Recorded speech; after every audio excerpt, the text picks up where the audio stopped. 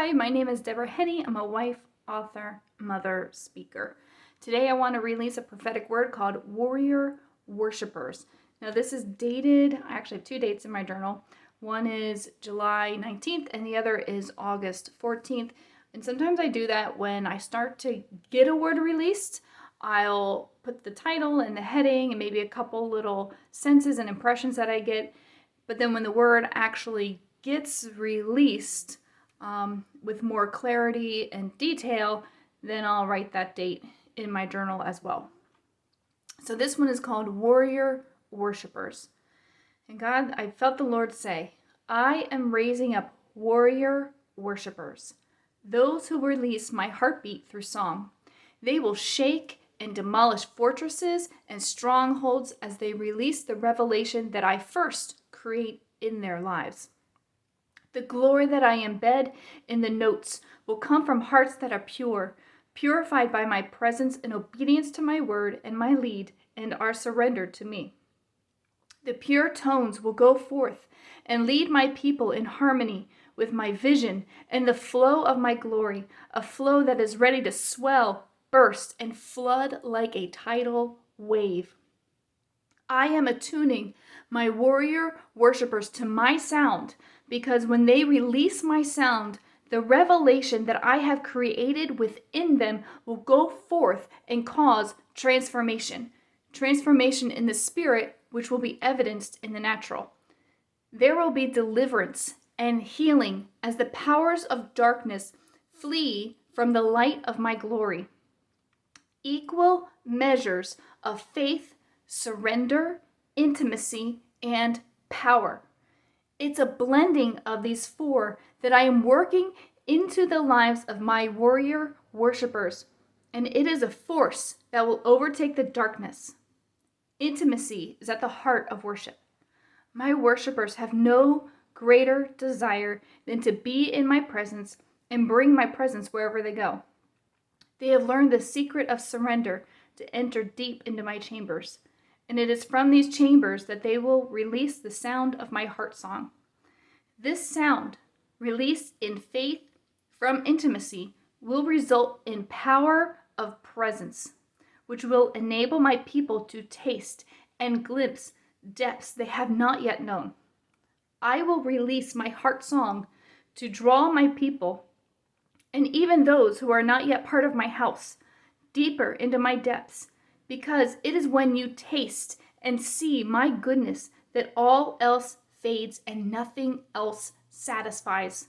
My warrior worshipers will lead them in the way of overcoming and victory through intimacy, through craving my presence, through releasing my words, through song. Whew. Now, I always feel like I say, oh, I'm so excited, but it's so true. It is so exciting what God is doing, what God is releasing in this time. And this is in part a word that I had, again, released over somebody in a church as I was ministering in that church. And I remember before I released it over this person, I said, well, God, that's in part, my gifting. Am I inaccurately sensing that? He said, no, because the first thing I did when I entered that church, that person, God highlighted, picked out, and said, release the warrior worshiper anointing.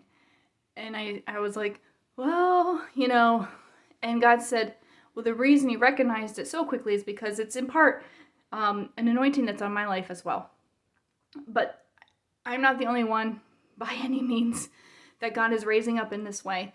And neither is the person that I prophesied over. God is raising up a lot of warrior worshipers. And I found it interesting that I had two different words specifically about warriors. And the other one was, you are a fighter, but I called you warrior. And it's neat how God takes these two polar opposites that we might think of in the natural, like somebody who's always ready for a fight and isn't afraid of confrontation, versus somebody who just loves to sit and soak and it just craves intimacy and deep connection. But yet God is calling both of these as warriors. And I think there's a balancing in that God is bringing into the body with the different personalities that he's created within us when we're born, and who he creates us and fashions us into being. But I think there's a big key here for the church in general, even if you don't have that warrior worshiper anointing to release in the same way as this word is talking about. There is such a power in worship. And I just think in general in the church, there is such a key that we've been missing for years in the church with releasing the power of worship in our lives and into our environments. So I just want to encourage you in that, even if the word warrior worshiper and that anointing didn't resonate with you, don't discount the power of worship in your life and worshiping God, not only in the easy and the good, but in the hard and in the challenging as well.